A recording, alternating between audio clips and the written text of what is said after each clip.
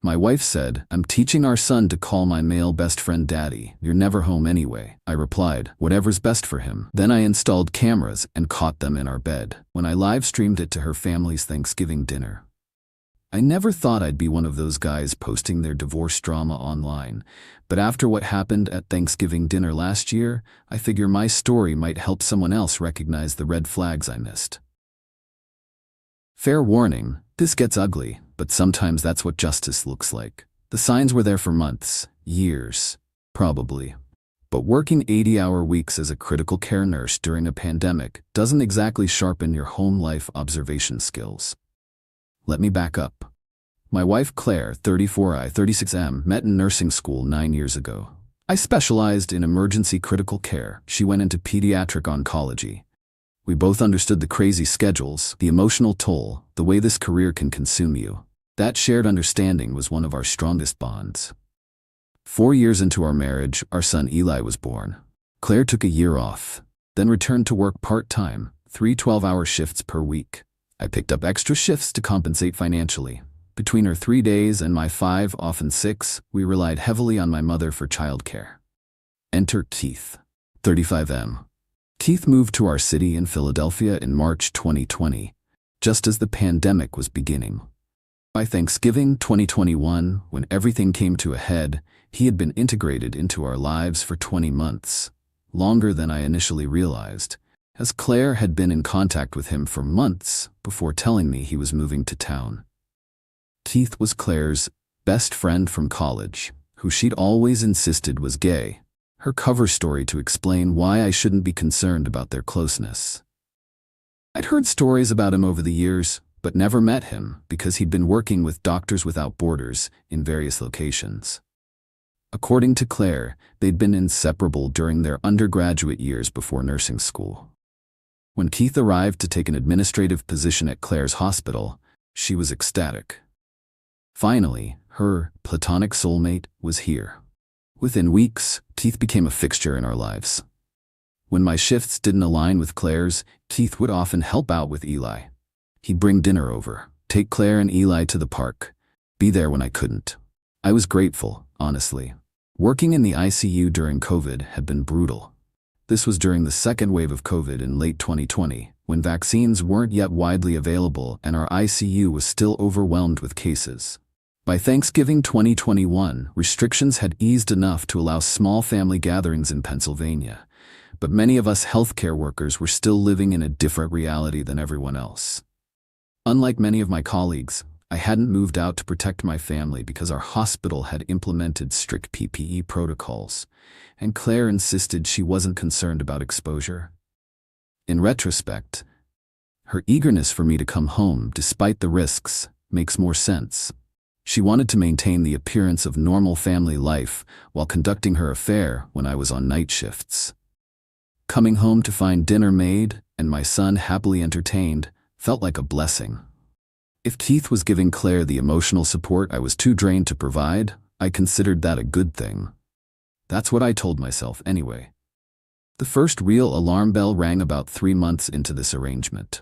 I came home early from a shift, a patient coded and died right at shift change. After the paperwork I couldn't face starting another case. I heard Eli's laughter from the kitchen, along with Claire's voice and Keith's.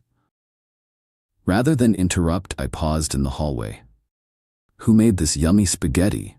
Claire was saying in her kid voice. "Daddy did." Eli replied gleefully. My heart warmed momentarily until I realized I hadn't made spaghetti in weeks. "That's right," Claire continued. "Daddy Keith makes the best spaghetti, doesn't he?" I stood frozen as my almost 4-year-old son enthusiastically agreed that Daddy Keith was the best cook. I must have made some noise because the conversation stopped. "Dave, you're home early," Claire called out, her voice shifting to a higher register. I walked into the kitchen to find Keith at my stove, wearing an apron I'd never seen before. Claire was sitting with Eli, looking slightly flushed. Keith had the decency to appear uncomfortable. "Hey man, rough day?" he asked, stirring the sauce with my wooden spoon. I ignored him, focusing on Claire. "Can I talk to you upstairs?" Once in our bedroom, I asked her directly. "Why is our son calling Keith Daddy?" She sighed dramatically, as if I were overreacting. "It's not a big deal, Dave. Keith is here more than you are these days. Eli was getting confused. Confused about who his father is. I could feel my blood pressure rising. Don't make this into something it's not, she said. Keith has been a godsend while you're working 24/7. Eli needs a consistent male figure in his life. I'm his father. You're never home anyway, she replied, her tone turning sharp. I'm teaching our son to call my best friend, Daddy. You're never home anyway. I'm trying to give our son stability. Why are you threatened by someone helping us? The conversation deteriorated from there. She accused me of being jealous, insecure, and ungrateful for Keith's help. When I pointed out that encouraging our son to call another man daddy crossed a fundamental boundary, she dismissed it as just a word. Fine, I finally said. Whatever's best for him.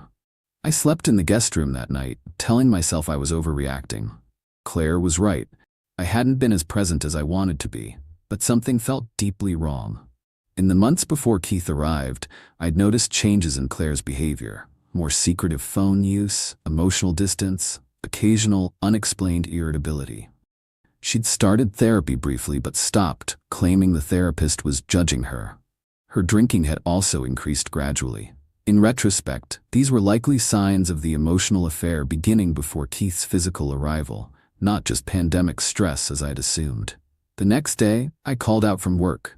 My first sick day in 2 years. After Claire left for her shift, I sat with Eli and gently asked him about Daddy Keith. What came out of my toddler's mouth sent ice through my veins. Daddy Keith sleeps in Mommy's bed when you're at work, he said casually, focused on his toy cars. They have sleepovers and lock the door. Kids say things they don't understand, I told myself. This could be innocent. Maybe Keith crashed on our bed during a movie night while I was working in overnight. But my gut was screaming. I called my mother and asked if she'd noticed anything unusual. Her hesitation told me everything. David, she said slowly, I've tried to hint at this several times, but you've been so exhausted from your ICU shifts that you missed my signals. I've been collecting my own observations, planning to have a serious talk with you once you took some promised time off. You were barely functioning. I was afraid if I dropped this on you while you were working 80-hour weeks during a pandemic, you might break. She went on to describe how Claire had explained Keith's frequent overnight presence. He had too much wine to drive home, the guest room was being used for storage, it was all perfectly innocent. My mother hadn't believed it, but didn't want to add to my burden without concrete evidence. That afternoon, I consulted with an attorney who specialized in family law and privacy issues. He confirmed that in Pennsylvania, as a homeowner, I could legally place cameras in my own home, including the bedroom, especially given my concerns about my son's welfare. He advised me to focus on capturing evidence of them entering the room together and their interactions around Eli, rather than explicit intimate activity. I ordered cameras the next day. Small, discrete devices that connected to my phone. I wasn't proud of this decision, but I needed to know the truth. I installed them 2 days later when Claire took Eli to her parents' place for the day. One in the living room, one in the kitchen, and after significant moral debate, one in our bedroom. I told myself I would check the footage only if Eli mentioned more sleepovers. I didn't have to wait long. The following week, I had 3 consecutive night shifts. On the second night, at around midnight, my phone alerted me to motion in the bedroom. I was actually on a brief break when the alert came through. I stepped into the empty family consultation room, sadly unused during COVID restrictions, to check the notification, expecting to see Eli had gotten out of bed. Instead, there they were, Claire and Keith, in my bed. The bed where Eli had been conceived. The same Keith who was supposedly gay. I watched for approximately 30 seconds, long enough to confirm what was happening, then closed the app, feeling physically ill. I somehow managed to finish my shift, functioning on autopilot. When I got home the next morning, Claire was already at work, and my mother had Eli. Keith's car was nowhere to be seen. I downloaded the footage from all 3 cameras, transferring everything to an encrypted external drive that never left my possession. Following the same privacy protocols we use for sensitive patient information at the hospital. I created a separate, edited compilation of the non-explicit evidence for legal purposes, with timestamps and dates clearly visible. There were multiple videos: the kitchen, the living room couch, our shower. This wasn't a one-time thing. In several clips, they explicitly discussed how I was too overworked and emotionally absent to satisfy her needs. In one particularly painful moment, Keith joked about how he was the real man of the house now. I didn't confront Claire immediately. Instead, I continued gathering evidence. The videos were damning. Beyond the obvious infidelity, they showed Claire and Keith drinking heavily with Eli in the house, Claire bad-mouthing me to our son, and Keith referring to himself as Eli's real daddy repeatedly. One clip captured them discussing their future together. Once Claire finally got rid of Dave. Then came the discovery that truly broke me. Claire had been sloppy with her financial trail, perhaps believing I was too exhausted to notice. While gathering documents as my lawyer suggested, I found our mortgage statement showing late payments despite money leaving our joint account on time. Bank records revealed systematic transfers to an account number I didn't recognize. Nearly $18,000 over 6 months. When I ran a credit check as part of the divorce preparation, I discovered she'd opened a separate credit card I knew nothing about, with significant charges at hotels and restaurants on days I'd been working. Text messages recovered from our shared cloud account revealed she'd been helping Keith make payments on his BMW. She'd deleted them from the inbox, but hadn't emptied the trash folder. 2 days before Thanksgiving, I filed for emergency temporary custody with my evidence. The judge granted a temporary order pending a full hearing, which was scheduled for the following week. This gave me legal standing to take Eli home from the Thanksgiving gathering if necessary. Through all of this, I maintained a facade of normalcy. I adjusted my schedule, came home when expected, and never let on that I knew. Claire seemed to interpret my emotional distance as work stress. Thanksgiving was approaching, and as usual, we were expected at Claire's parents' house. Her entire family would be there: parents, siblings, grandparents, aunts, uncles, cousins. These were people who had welcomed me as a son. People who adored Eli. People who had no idea what Claire and Keith had been doing. The plan came to me during a particularly difficult shift, after losing a 38-year-old patient, a father of 2, to COVID. Life is too short for this, I thought. Too short to waste another day living a lie. I enlisted the help of Claire's youngest brother, Ryan, who had always been more my friend than hers. When I showed him a small sample of the evidence, his disgust was palpable. "What do you need me to do?" he asked without hesitation. The plan was simple but effective. Ryan would ensure the family TV was connected to the Wi-Fi and ready to receive a screen share. He had set everything up in advance, creating a specific guest network with a simple password just for this purpose. He'd tested it that morning to ensure the connection was stable and the streaming would work smoothly. As the family's unofficial tech support person, no one questioned him fiddling with the TV settings before dinner. I would arrive late due to work, and Claire would go ahead with Eli. Keith had already been invited at Claire's insistence. Her family knew him as her dear friend who'd been helping during the pandemic. My lawyer advised that while distributing explicit footage would be legally problematic, sharing the non-intimate evidence with immediate family members who had a legitimate interest in understanding the situation was legally defensible, especially since it was a one-time event rather than broader distribution. On Thanksgiving Day, I texted Claire that I'd been held up but would be there for dinner. She seemed annoyed but unsurprised. Meanwhile, I parked in the neighbor's driveway. Claire's parents, next-door neighbors, are close friends who were away for the holiday and had given me permission to use their space. Their driveway was close enough to get a strong Wi-Fi signal, but hidden from view of anyone arriving at the main house. At exactly 5 p.m., when everyone would be gathered for drinks before dinner, Ryan texted, "Now." I opened my laptop, connected to the smart TV inside, and began streaming the footage. Not the explicit bedroom scenes. I wasn't about to show her elderly grandparents or any children that, but plenty of damning evidence nonetheless. Claire and Keith kissing in the kitchen. Them discussing their relationship and plans for the future. Keith instructing Eli to call him Daddy. Claire laughing about how clueless I was while transferring money to her secret account. Ryan had preemptively set up the TV for screen mirroring and disabled the connection notifications under the guise of wanting to show family photos later. He also made sure to have the remote in hand to quickly adjust volume when the stream began. Ryan later described the scene: Claire's mother dropping a glass of wine, her father standing up so abruptly he knocked over his chair, Keith attempting to leave and being physically blocked by Claire's brothers, and Claire herself frantically trying to turn off the TV as her carefully constructed image crumbled around her. I waited 5 minutes, then walked in, still in my scrubs. The silence was absolute. All eyes turned to me, some with shock, others with emerging anger, none directed at me. "Sorry I'm late," I said calmly. "I see you've all been catching up on current events." Claire stood frozen by the TV, face drained of color. Keith was cornered by the bar cart, looking terrified as Claire's brothers loomed over him. "Dave," Claire's father spoke first, his voice shaking. "What is this?" "This is why I'm filing for divorce," I replied, "and full custody of Eli." I walked over to where Eli was playing with his cousins in an adjacent room, blissfully unaware of the adult drama. I knelt down and hugged him tightly.